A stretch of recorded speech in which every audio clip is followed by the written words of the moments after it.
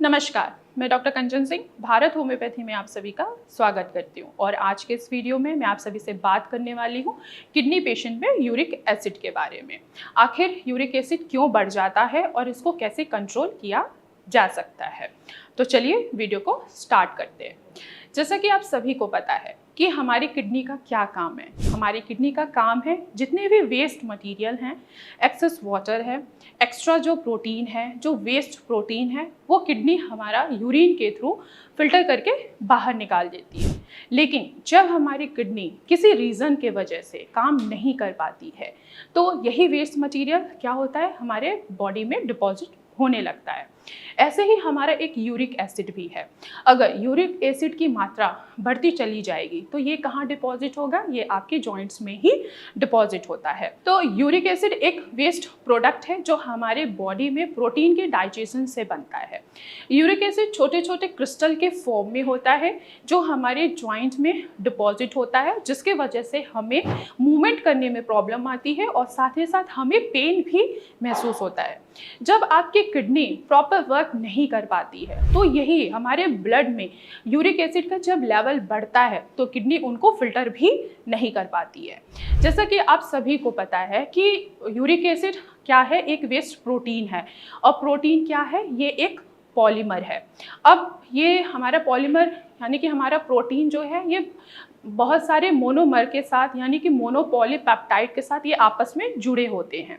जब हम heavy protein की बात करते हैं तो क्या है कि इसमें लार्ज पॉलीपेप्टाइड के जो बॉन्ड हैं यानी कि जो सब यूनिट हैं ये जुड़ा होता है। और अगर हम स्मॉल प्रोटीन की बात करें तो ये क्या होगा हमारा कि ये स्मॉल पॉलीपेप्टाइड बॉन्ड के साथ ये जुड़े होते हैं। अब यूरिक एसिड बढ़ रहा है तो इसके पीछे का सबसे बड़ा कारण क्या है कि आपकी किडनी फिल्टर नहीं कर पा रही है और आप क्या कर रहे हो, हैवी प्रोटीन का इंटेक कर रहे हो। अब हैवी प्रोटीन किन किन चीज़ों में मिलता है, जैसे जितने भी एनिमल प्रोटीन होते हैं, जैसे कि हमारा चिकन हो गया, मटन हो गया, फिश हो गया, अंडे हो गए, इनमें प्रोटीन की मात्रा बहुत ज़्यादा होती है।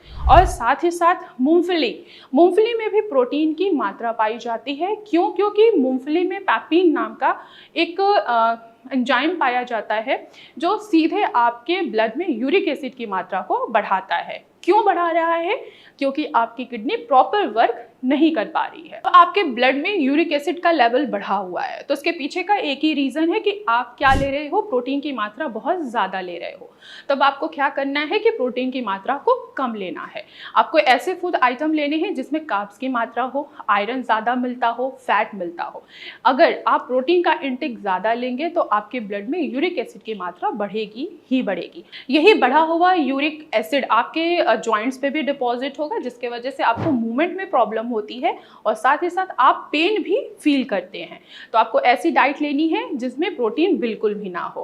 अब आप ग्रीन लीफी वेजिटेबल्स का भी सेवन कर सकते हैं और साथ ही साथ जितने भी हमारे जिसमें प्रोटीन की मात्रा बहुत कम हो, जैसे कि मूंग की दाल, इसमें प्रोटीन की मात्रा बहुत कम होती है जो कि ईजिली डाइजेस्ट भी होता है।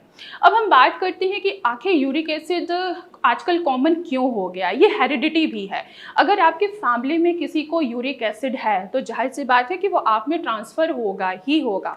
और साथ ही साथ अगर यूरिक एसिड का लेवल आप कम नहीं करते हैं, आपको पता है कि आपको यूरिक एसिड है, तो ये सीधे आपकी किडनी को भी इफेक्ट करेगा, आपके लीवर को भी और साथ ही साथ आपके हार्ट को भी इफेक्ट करेगा। तो अगर आपको यूरिक एसिड की प्रॉब्लम है तो उसको प्रॉपर ट्रीटमेंट लीजिए और प्रॉपर डाइट फॉलो करिए, जिससे अगर आप किडनी के पेशेंट हैं तो आपका यूरिक एसिड बिल्कुल भी ना बढ़े।